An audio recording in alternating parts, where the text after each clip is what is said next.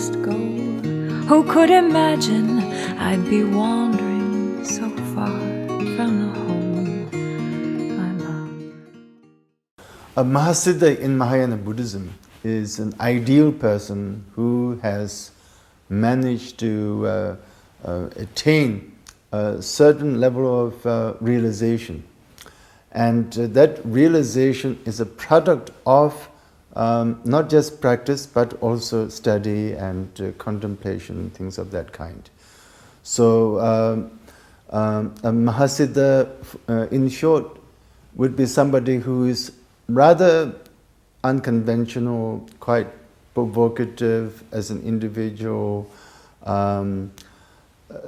manifesting certain behavioral characteristics that people might find rather unusual.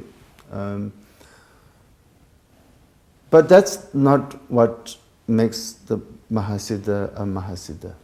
Mahasiddha is a Mahasiddha because of not only that the Mahasiddha behaves in such and such a manner, but the Mahasiddha's way of behaving comes from that state of being which is unbounded, non-constricted, a total state of freedom.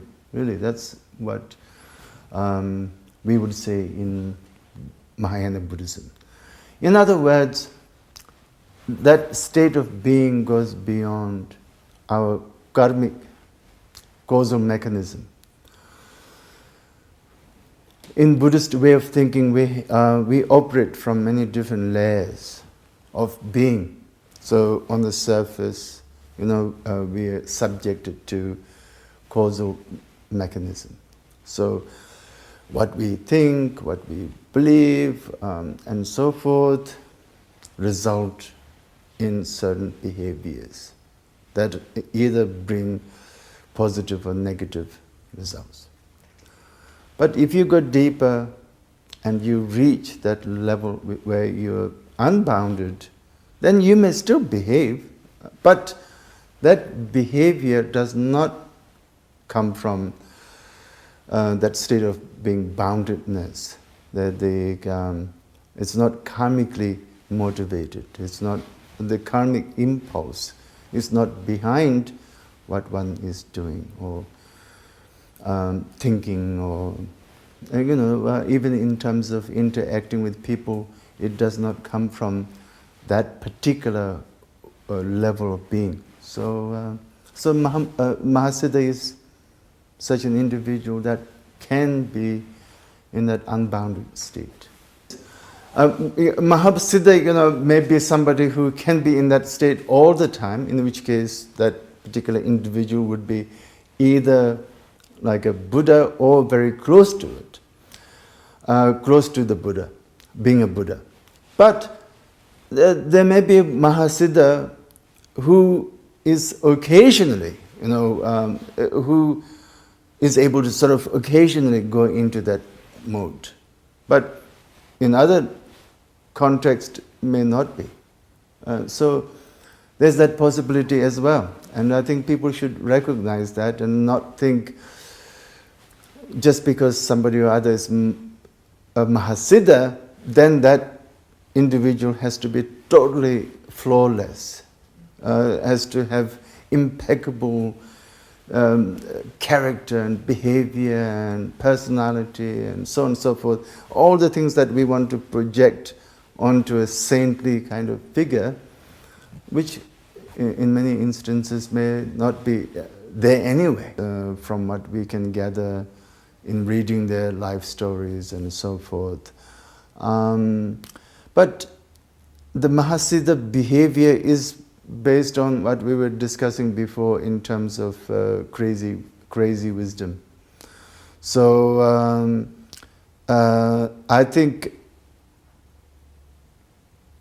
Mahasiddha basically embodies two qualities. One is fearlessness, and the other one is, of course, insight.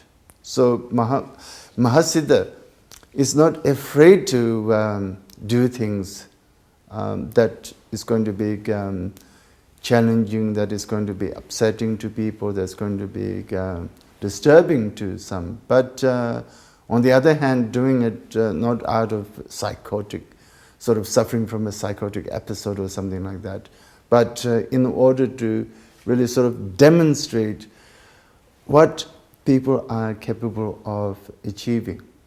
So what some people might think of as humiliation, let's say, may not actually be an incidence of humiliating somebody, but that humiliation actually is a way of giving some kind of empowerment to the individual, saying you don't have to feel comfortable in your own little world and your own self-perception and thinking of yourself as being this person or that person and building a whole world around that.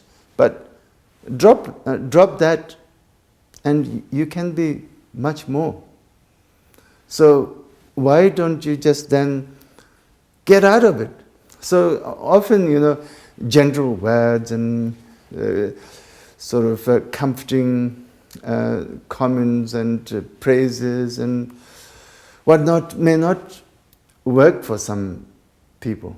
So so they might actually need to be jolted out of their, preconceived ideas and notions and so on and so forth.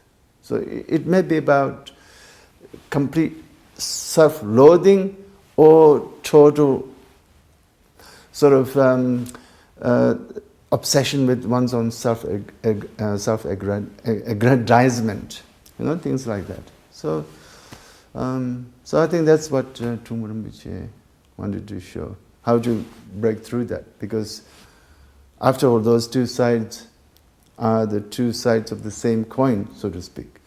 Somebody totally conceited also has a lot of questions, self-doubts underlying that. And then people with self-doubts that's become manifest has underlying self-conceit. Like it's always about me, and not thinking about anybody else. It's always my problem. It's always my suffering, my misery, that kind of thing. And I think the Siddha is trying to sort of teach people how to, sort of get over that.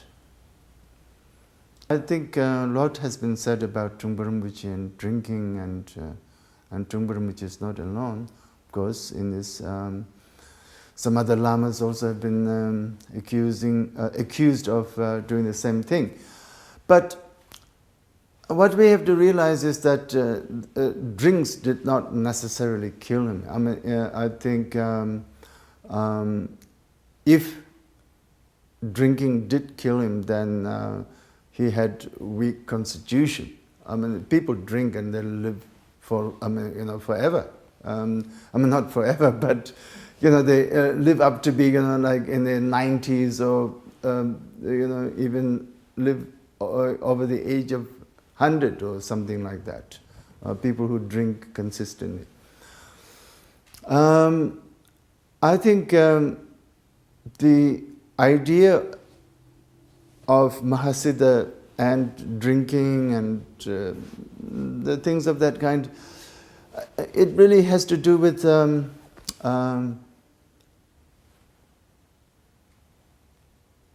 again,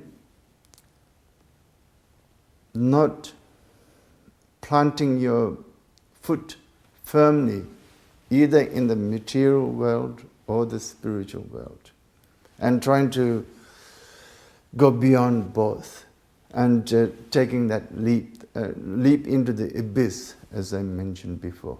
And that abyss is not the abyss of nothingness, but is the abyss of ground of being, is the abyss of reality, dharmakaya, dharmadhatu. So when you see it from that point of view, then you're not looking at the whole thing in terms of temporality.